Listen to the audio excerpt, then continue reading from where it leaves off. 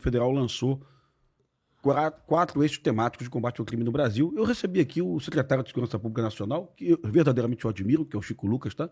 Ele veio do Piauí. Piauí é um estado que inovou muito na segurança pública. Esse projeto de recuperação de celular, hoje imitado, copiado por 27 estados da federação, começou no Piauí. Lá tem redução de homicídio e eu recebi ele aqui. Gostei do papo com ele, foi um papo muito franco. E nós conversamos sobre os eixos temáticos que o governo federal escolheu. Follow the money, Faria Lima, buscar o dinheiro do PCC na lavagem, né? Obstacular a chegada de fuzis nas capitais, não tem como não gostar disso. Quanto mais a PRF trabalha na rodovia, mais seguro vai estar uma favela no Rio de Janeiro, a periferia de São Paulo. A questão que envolve equipar presídios, 120 presídios no Brasil com bloqueadores de celulares. E, por último, o governo federal fala da resolução de homicídios, que o Cajueiro colocou isso aqui. Equipar os IMLs, os Institutos Médico Legal, né? E equipar também as divisões de homicídio para elucidar mais homicídios. No final, o governo federal não fala do que mais impacta a periferia no Brasil, que você está vendo, você está visitando, que é o domínio territorial. É a barricada, a pichação do CV. Eu não sei porque o governo federal deixou para trás isso. Eu até tenho algumas teorias sobre isso. Talvez a esquerda brasileira entenda como recuperação de território, operação de alta letalidade, não necessariamente uma coisa tem a ver com a outra. Mas não sei se você conhece esses eixos. Eu só condeno esses eixos temáticos pela ausência da recuperação do território. Eu gosto de tudo. Mas quando o governo federal fala que recuperar o território não é uma prioridade, né? Isso me preocupa muito. Eu acho que a obsessão nossa na segurança pública deveria ser retirar a barricada e retirar todas as pichações de CV de todas as periferias do Brasil. Nem que eu chame o prefeito, tu vai ser meu parceiro nisso. Você está atento a isso? E nessa escala que eu te coloquei de prioridades, a recuperação do território, qual é a tua prioridade? Zero. Dia seguinte. Dia seguinte, porque assim, o presidente da República, ele tem como dever, junto com as Forças Armadas, zelar pela integridade do território nacional. Portanto, eu vou estar, a partir do dia 1, assumindo o mandato, em descumprimento do meu papel como presidente, ao não zelar pela preservação do território. Então, é obrigação, e tem que ser uma obsessão. Eu vou falar porque eu ponto a ponto, quando eu pego essas prioridades, eu concordo com elas. Só que elas partem sempre de uma premissa, e essa é a premissa que vai na questão do território. É a premissa, assim, que eu vou enfrentar o topo da cadeia alimentar, a Faria Lima. Não, por que não entram com fuzil na Faria Lima? E aí esquecem o outro lado, que é o lado ideologicamente conveniente para eles. Eles gostam da tomada do crime organizado na favela. Eles enxergam isso como um elemento fundante da ideia de luta de classe.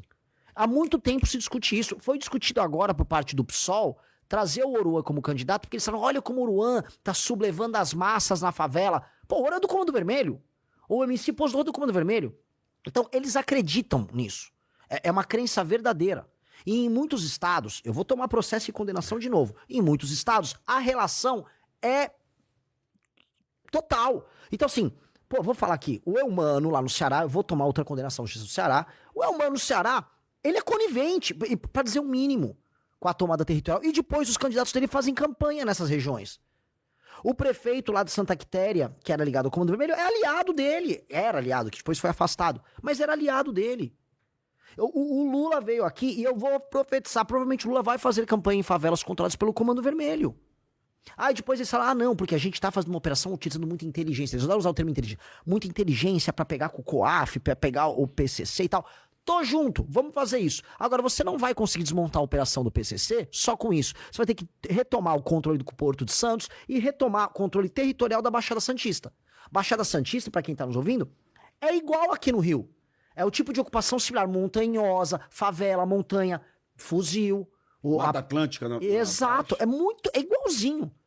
Então, vai ficar falando assim, não, vou pegar aqui, eu vou pegar o Bitcoin do cara. Não vai pegar só o Bitcoin.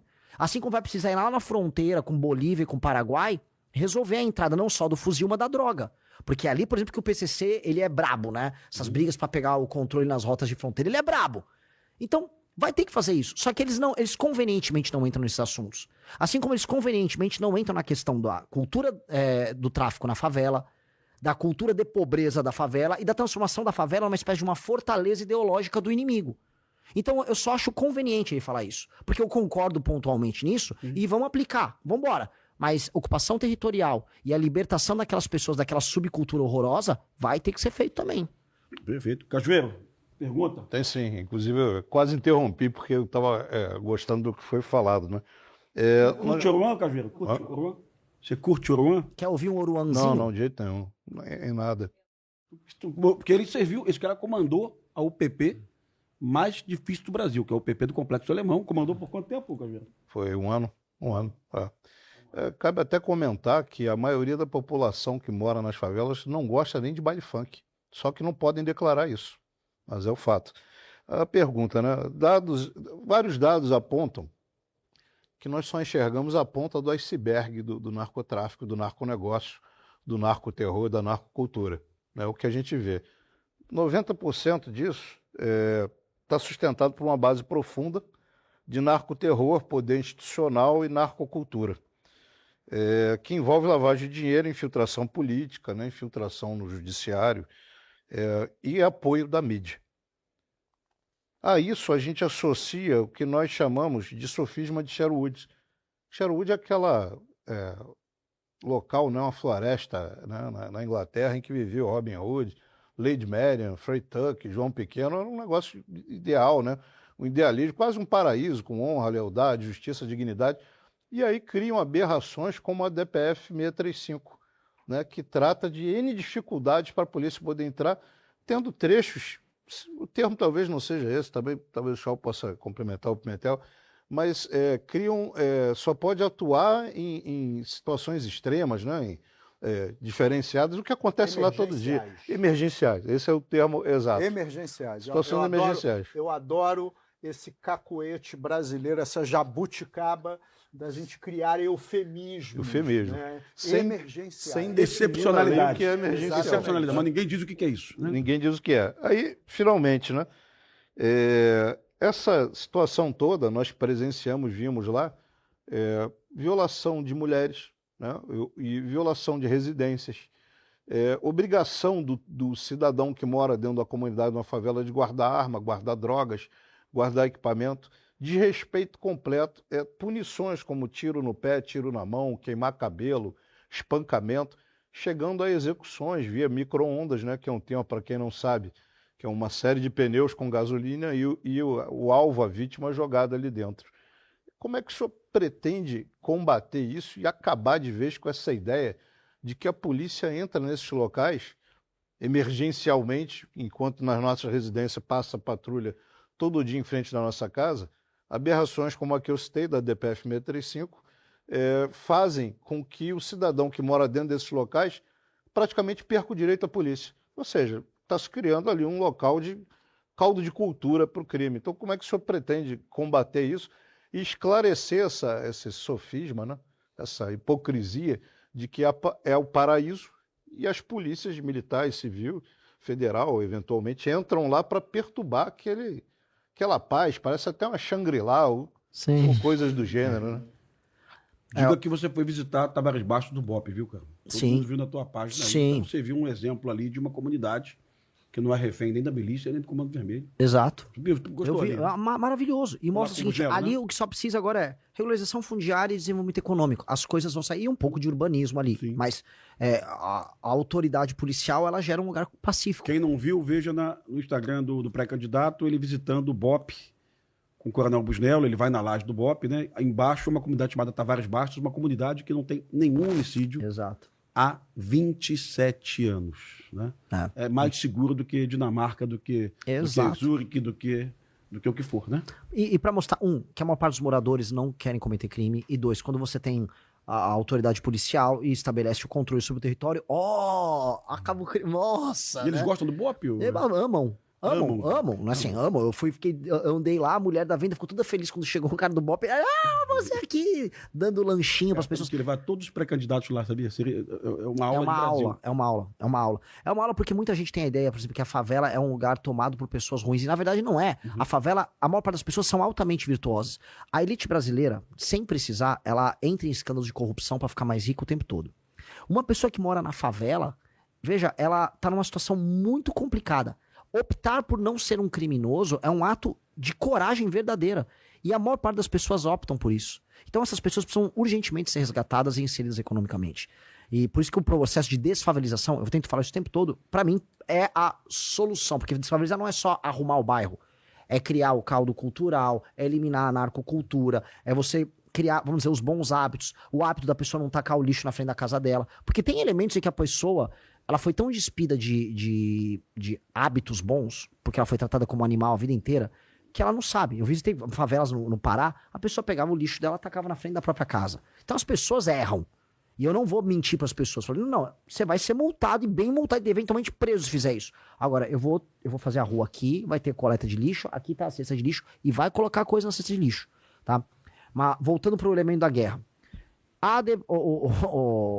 Essa DPF das favelas, a postura do Alexandre de Moraes ao longo de todo esse tempo, ela será enfrentada já no primeiro dia. Eu vou colocar as favelas nas primeiras operações e as cidades em estado de defesa e eu vou tocar as operações. E em bom português, eu já falei isso em outras entrevistas, e eu vou repetir, eu estou no estrito cumprimento do meu dever como presidente da República e para passar o estado de defesa eu preciso do Congresso. Eu pedi, o Congresso aprovou dia 5 de janeiro de 2027. Se vier uma decisão do STF, não é que eu só não vou cumprir. Eu não vou cumprir. Eu vou apenas com as forças policiais, se precisar de auxílio das Forças Armadas, vou fazer o meu estrito cumprimento do meu dever constitucional. Eu duvido, de coração aberto, eu duvido que o STF vai querer... Até porque tu estaria prevaricando, né? Exato. E eu considero... Deixar de agir uma prevaricação. Exatamente, que essa é a provocação. O presidente que permite isso está prevaricando. Eu vou fazer uma provocação, inclusive, para Forças Armadas. Os generais que estão aqui no Rio com seus super salários, muitos deles aqui no Rio com os clubes militares, todos eles pegam um carro com motorista para se encontrar no clube militar e tem que desviar das favelas para não ser assaltado. Veja só, quando ele desvia, ele está ali vendo na cara dele o descumprimento do dever constitucional dele. Porque os militares têm uma posição institucional de pressão que eles podem exercer sobre a própria presidência da República. Nós aceitamos isso, nós ficamos lenientes, nós ficamos macios, frouxos com relação a isso. Então o presidente da República tem que falar, eu estou prevaricando, eu tenho que tomar impeachment se eu não fizer isso.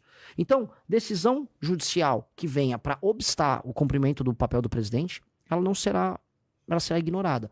Como hoje eu vejo o Donald Trump ignorando decisões que vêm de instâncias menores. Não vai, eu vou cumprir a Constituição, vou cumprir isso e vou fazer a retomada territorial, que esta é a nossa obrigação. A retomada territorial. Só que ela tem que ser seguida de um outro elemento. Eu tenho com um slogan que rodou muito, que o pessoal fala, o prendeu, matou. Isso é um slogan que a gente criou numa live. Mas depois eu falei, mas depois do prendeu, matou, vem o bandeira, quartel, escola, que tem muito a ver com essa discussão que houve sobre o UPP, que é fazer uma espécie de UPP nacional e direito. Que a gente tem que ter um Estatuto Nacional da Desfavelização, que envolve desde investimento em infraestrutura, leilão reverso com participação da iniciativa privada, verticalização, criação de ruas e vias, leis muito claras e muito pesadas para não haver o processo de refavelização nesses lugares, tá? Presença do Estado, desconstrução inteira da ideia de crime organizado, aí vem as mudanças da lei penal, direito penal do inimigo, e usar as escolas como centros estratégicos de formação de uma nova juventude, especialmente com os meninos. De maneira clara, é uma questão lógica. Quem é a força de reposição do crime organizado? É um homem jovem. Quem é esse homem jovem? Em geral, esse homem jovem tem um desempenho escolar muito ruim, ele não teve a presença masculina dentro de casa, ele já é um jovem complicado já na escola, isso já é detectado no ambiente escolar, e ele vem de uma família mais humilde, presente em periferias de grandes cidades. A estatística quase toda é coberta por esses dados. Pois bem, essa criança está na escola. Na escola nós temos que atuar junto com essa criança. A escola tem que ser um centro formador desse jovem para torná-lo um cidadão e torná-lo próximo da polícia. Inclusive a polícia fazer recrutamento de jovens que vão trabalhar com ela já na comunidade. Então a escola é um centro nevrálgico, que é o que eu chamo de bandeira quartel-escola. Ela é cívico-militar? Pode ser. Alguns lugares sim, outros não. Não dá pra... Muita gente fala, Renan, você gosta desse modelo cívico-militar? Adoro, só que custa muito mais caro. E, infelizmente, eu vivo num país quebrado, eu vou precisar fazer minhas reformas fiscais para resolver. Adoraria ter escola cívico-militar em todos os lugares, porque funciona e está comprovado que funciona. Dito isso, eu posso trazer disciplina e colocar parceria com a polícia em escolas que não são cívico-militar, que eu consigo equilibrar o melhor dos dois mundos. Mas em regiões que a gente retomou do crime organizado, as escolas serão cívico-militares. Precisam ser. Aquele jovem que hoje é cooptado pela narcocultura, ele tem que ser trazido à cultura brasileira e uma cultura com exemplo e com uma figura masculina, para dar exemplo. O professor de educação física, o policial que tá ali, exercícios físicos, aulas de reforço. Esse menino tem que ter um acompanhamento, que é ele que eu não vou deixar entrar pro crime. Se eu não deixo esse menino entrar pro crime, e não havendo mais a facção, a gente rompe o ciclo. Que é tentar fazer o que a UPP fez, agora de uma maneira nacional, que eu tô falando, o Estatuto Nacional da Desfavelização, com o segundo slogan que eu chamo de bandeira quartel escola, é tomei o território, bandeira nacional, ou seja, aquilo voltou a pertencer ao Estado brasileiro, quartel, as forças policiais vão montar um aparato logístico e operacional para manter o controle sobre aquilo, e a escola, a formação do jovem. Esta é a ideia da desfavelização nossa, para a gente romper esse ciclo, que é um processo que vai demorar 10 a 15 anos, para transformar o Brasil em um lugar, e as nossas cidades em lugares habitáveis. Olha, Renan, eu gosto tanto dessa ideia que, assim, eu sei que a gente nem sempre pode ter o Ministério das Cidades, mas o Ministério da Desfavelização seria uma coisa... Mas esse é o meu... Seria uma política, né, acabar com essas condições subhumanas que a gente viaja pelo Brasil e você conheceu aí. Nós temos palafitas até hoje em muitas capitais do Nordeste, a gente vê palafitas, né? Condições assim, de extrema miserabilidade. Temos a Rocinha no Rio de Janeiro, pouca gente sabe, 77 mil habitantes, mas a Rocinha ainda tem muita tuberculose. A Rocinha tem ruas tão profundas que o sol só bate meio-dia. 9 da manhã não bate sol, 2 da tarde não bate sol, né? Tu bota a mão na parede na Rocinha, a qualquer hora do dia, a parede está gelada, mesmo no verão. Então é deprimente você enxergar isso em pleno século XXI. Gostei da ideia. Cajueiro, mais pergunta? Tem sim. Não, como é o chá agora?